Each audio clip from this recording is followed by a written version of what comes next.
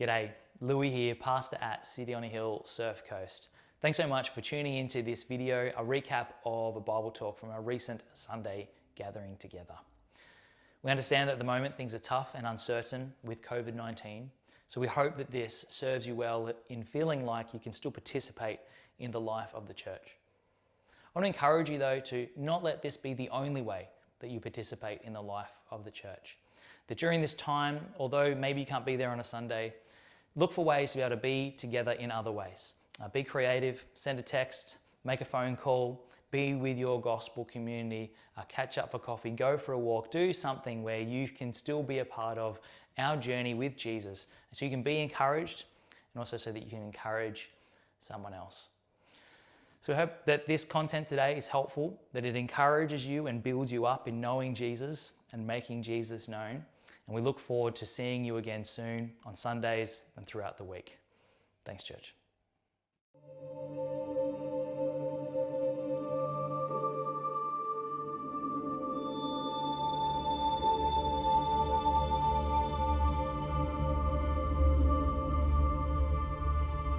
Beloved, I urge you as sojourners and exiles to abstain from the passions of the flesh which wage war against your soul.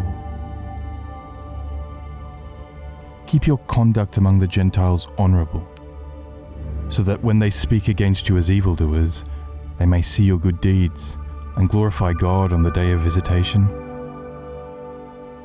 Be subject for the Lord's sake to every human institution, whether it be to the emperor as supreme, or to governors as sent by him to punish those who do evil and to praise those who do good. For this is the will of God, that by doing good you should put to silence the ignorance of foolish people.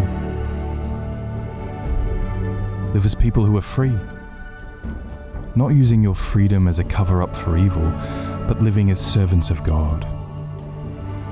Honour everyone, love the brotherhood, fear God, honour the emperor. Christians have taken different approaches to how they should interact with the world around them. How close do you get to the world? How withdrawn should you be from the world? Christians have argued about this for thousands of years.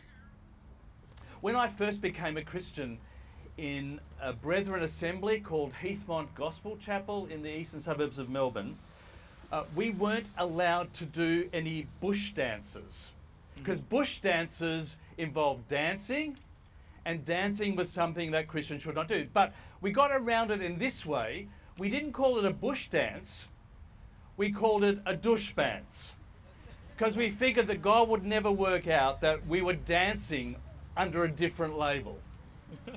In that congregation at least, it was really important to withdraw from the world, to stand a distance from the world.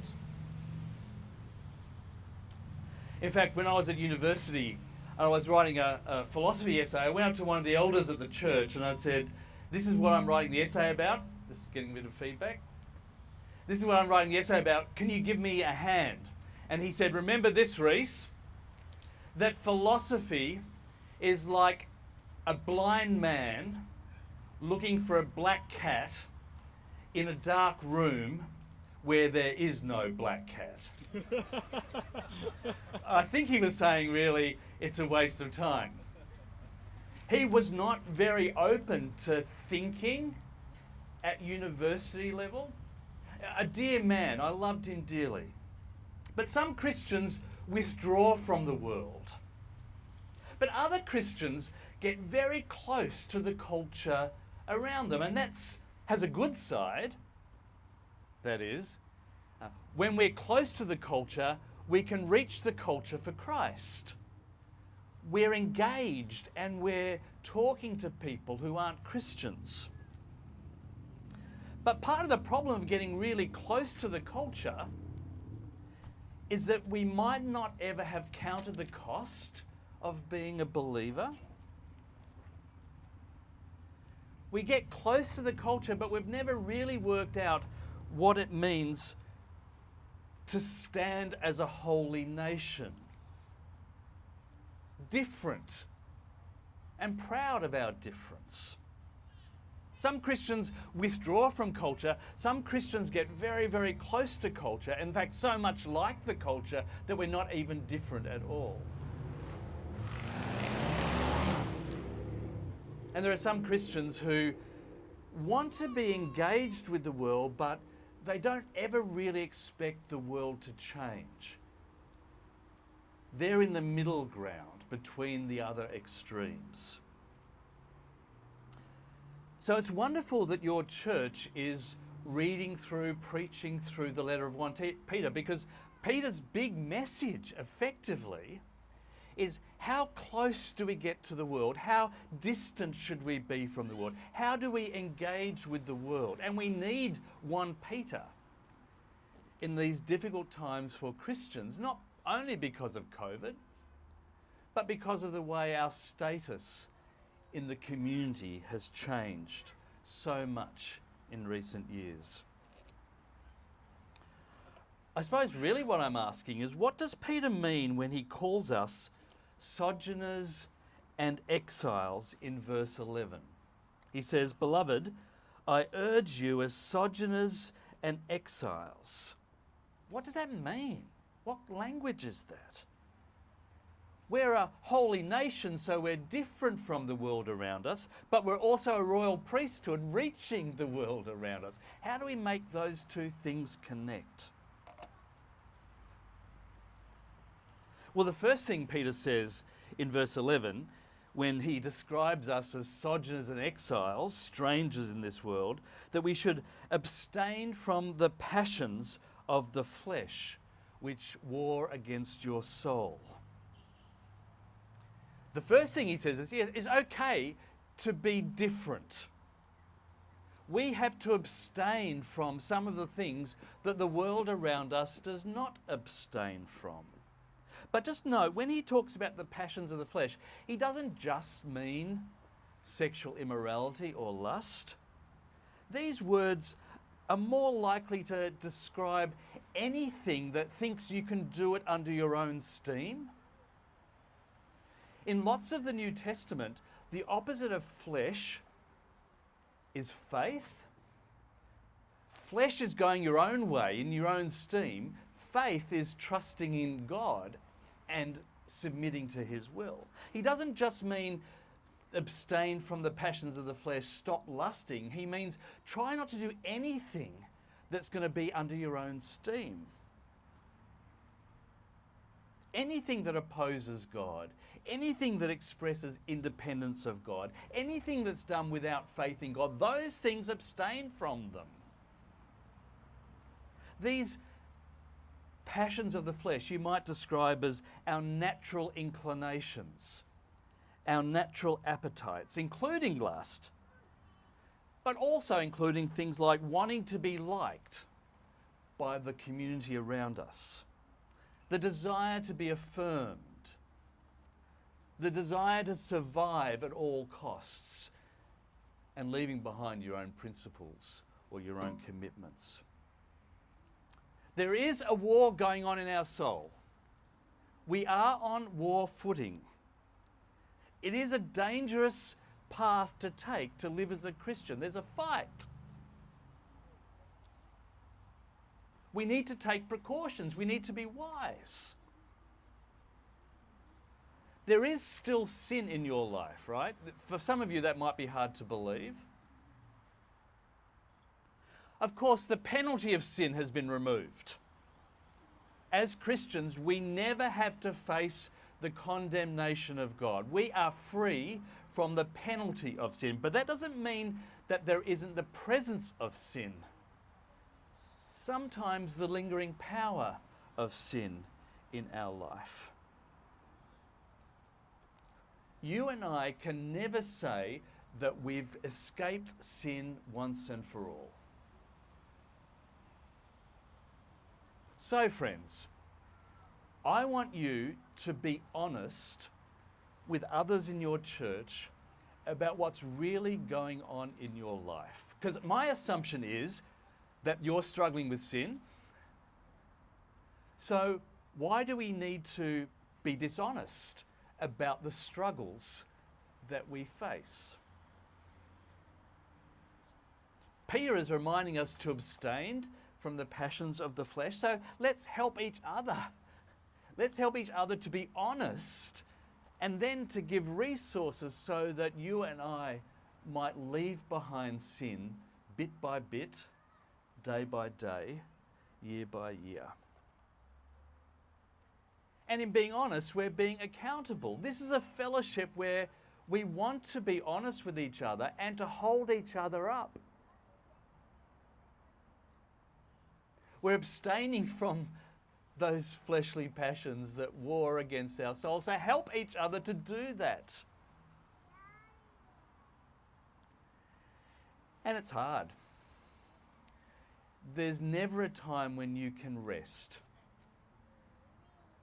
As we've just heard, we need to be always constantly vigilant against the desires of the evil one.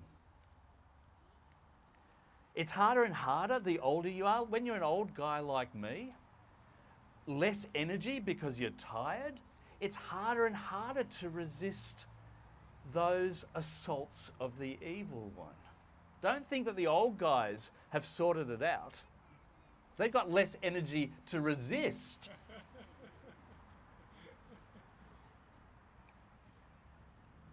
So please be praying not just for the younger crew, but for the older crew as well. And because it's so tiring to work against the sin in your life, you need to develop a lifestyle that actually makes sure there's some energy left for your Christian life. And not to be so busy with other things that there's no spare energy for living as a believer, because living as a believer is tiring. Don't fill up those margins in your life with more and more busyness. Make sure that you've got some inside resources inspired by God to continue to own Him and to work with Him about where your life is at. But Peter doesn't just assume that the fight is only on the inside. You see the next verse, verse 12? He assumes as well that the fight is with people around us as well. He says in verse 12, "Keep your conduct among the Gentiles honourable, so that when they speak of you as evildoers, they may see your good deeds and glorify God on the day of visitation," or the day that He visits us. Peter assumes that there's a fight inside, but that around us, people won't like what we stand for and will speak ill of us. He's not referring here to governments. He's referring here to people on your street, in your neighbourhood, in your village. 10 years ago, 20 years ago, if you asked someone on the Burke Street tram, what do they think of Christians? They might have said something like, "Oh, they're holier than thou. They really think they're better than everyone else." Today, I reckon, if you asked a random person on the Burke Street tram what they think of Christians, they'd probably say, toxic. They damage everything they touch. They hurt people. That's the kind of change in Australian society in the last 10, 20 years. Once Christians were seen as a bit too holy, now they're seen as people who damage everyone around them. Peter's words here about those who speak evil of us is true today.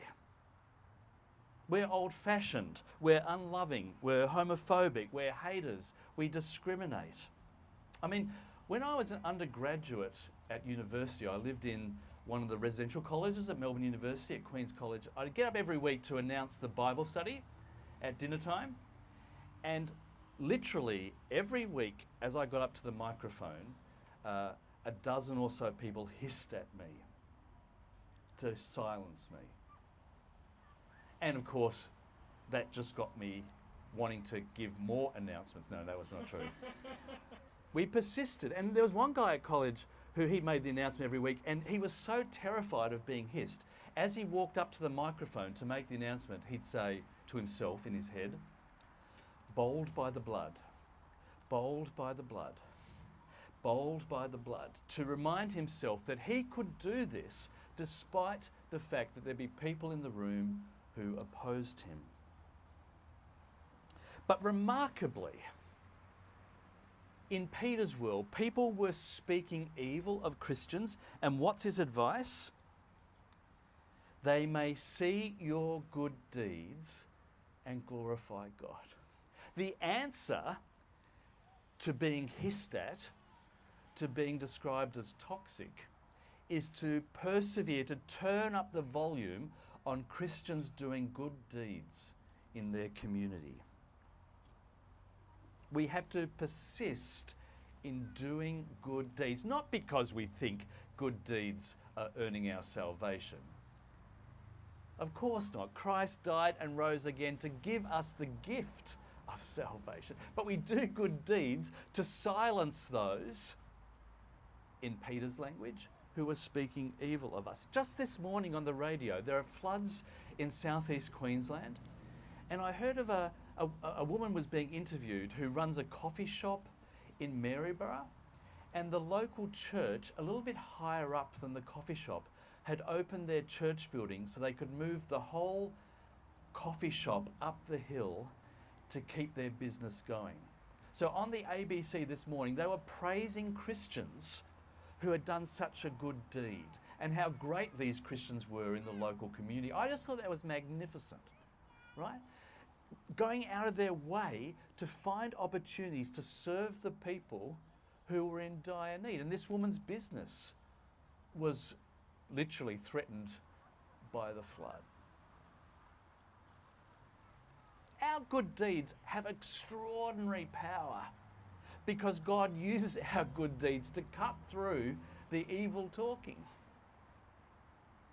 They even lead to people getting converted, becoming Christians, placing their faith in Jesus Christ. He says that. Keep your conduct amongst the Gentiles honourable, so that when they speak against you as evildoers, they may see your good deeds and glorify God on the day he visits. That might be on the last day, Judgment Day, or it might be the day they become a Christian. I'm not sure that I'm really clear about what Peter means. But either way, they're becoming Christians because of our good deeds. Please, friends, persevere in doing good deeds. Encourage your community to reach out with good deeds. A friend of mine mocked me when I was living at Queen's College. He would mock me over the table at lunch and dinner and any particular opportunity he had. But I was determined to meet his mocking with love. He ends up becoming a Christian and is an Anglican minister in the suburbs of Melbourne.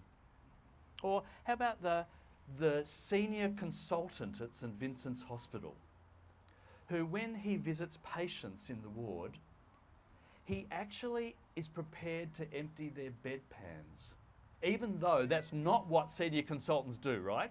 There are other people to do that job. But the nursing staff were amazed. Why would he, that senior guy, be emptying bedpans? Well, he could say to them, because I'm a Christian. Or the friend of mine who worked for one of Melbourne's leading accountancy firms. She was leading a team and she'd get into work early every morning so that she could sharpen all her team's pencils and put a bottle of water on their desk, perhaps some treats in the top drawer. She was determined to honour her team in these small, almost insignificant good deeds. But boy, did it have an impact then when she invited them after hours to come back to work to listen to a talk about the resurrection of Jesus. She had lots of people turning up. She'd shown that there was something different.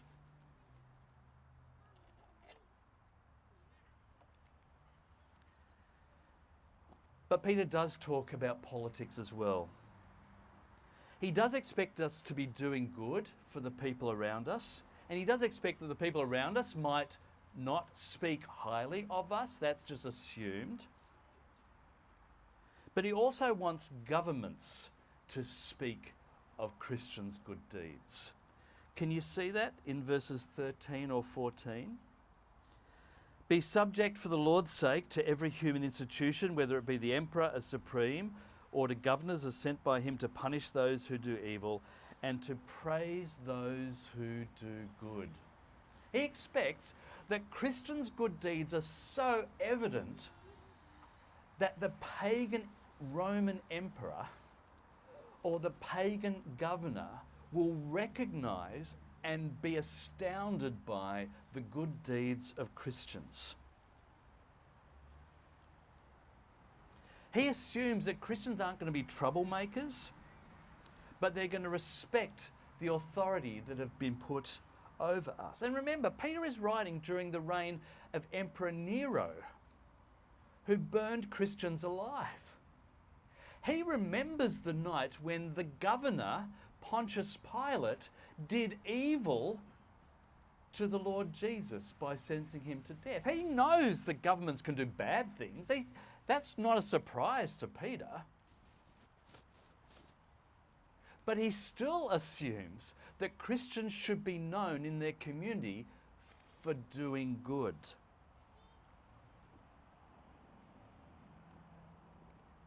Be subject, he says, for the Lord's sake to every institution, whether it's the emperor as supreme or to governors as sent by him to punish those who do evil and to praise those who do good.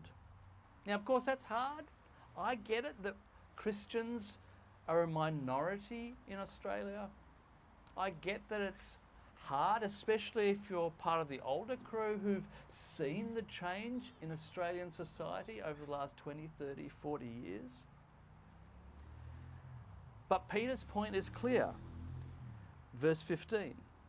This is the will of God, that by doing good you should put to silence the ignorance of foolish people, not just your neighbours, but the governors as well. Live as people who are free, not using your freedom as a cover-up for evil, but living as servants of God, as slaves of God. Honour everyone, love the brotherhood, fear God, honour the emperor. He wants our behaviour not to be aggressive, but gentle. Not to be aggressive, but gentle, commending the gospel, adorning the gospel that we preach. Now, the elephant in the room or the elephant in the car park is COVID and how Christians have responded to government mandates. It's been a very, very difficult time. And I think it's a great moment where the church is being shaken out. Different alignments are emerging. I've come across a church in the western suburbs of Melbourne where the elders have said, the government of Australia is evil, so they have been prepared to forge vaccination passports for members of their congregation so that they wouldn't lose their jobs, so that their kids would still be able to work in Christian organisations, right? I find this unbelievable, that we have to persuade Christians that it's good to be honest.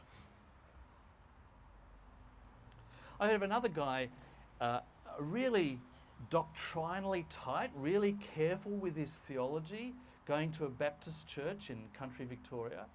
And the Baptist pastor of this church decided he'd follow the instructions that the state government gave. So this young guy left the church. And he went to a church that was doctrinally really suspect, really odd beliefs. And when the pastor of the Baptist church turned to him, he said, yeah, now it's no longer important to follow correct doctrine. Now the most important thing is going to a church that has my view on mandates. Isn't that extraordinary? Now, the idea that our theology, what we believe, what we confess as Christians, is demoted in importance, and the idea of how we think about government has been raised to a new level, and that's the point at which you decide to join or leave a church. Friends, the most important thing about us as Christians is not what you do or think about government mandates. Our identity is built around loving the Lord Jesus and serving our community. That's the most important thing about us, right? We can afford to disagree on other matters. And of course, as citizens in Australia, we can vote and write letters to parliamentarians or participate in debates or belong to protests. That's not what I'm saying. Not that those things are ruled out.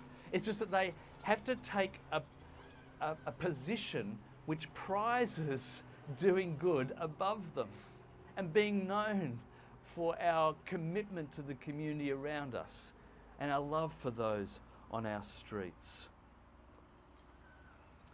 We've got to get used to being not sore losers, but good losers, generous losers in lots of things that happen around us in the community. And a reminder, when Peter in verse 16 says, live as people who are free, he's not meaning who live in liberal democracies, who are free politically. He's meaning who are free in the Lord. He's not living in a democracy, he's living under an emperor who's evil and persecutes Christians. And when he's saying live as free people, he's saying we have known what it is to receive salvation from God as a free gift. Why not give free gifts to those around you? Why don't you act as slaves, denying your liberties so that the people around you benefit from your good works? Honour everyone, love the brotherhood, fear God, and at the end of the line, honour the emperor. Peter knows that there'll be times when we have to resist the government. He deliberately doesn't say, love the emperor or fear the emperor. He says, honour the emperor. It's not a high threshold. It might look like that's the final thing we should do. It's at the end of the line, so it's the most important thing, but actually, he's giving as much as he's taking. Friends, we have to engage with the world around us, not half-heartedly, but wholeheartedly. We have to be seen. We have to be not hidden as Christians, but visible. And what a great sight this is for maximizing visibility. We need to be not stingy, but generous. This is the way that we honour the Lord, the one who came not to be served, but to serve, and to give his life as a ransom for many. We are strangers and exiles. We are different from the world. But the world should be deafened by our good deeds as well. For the sake of Christ. Amen.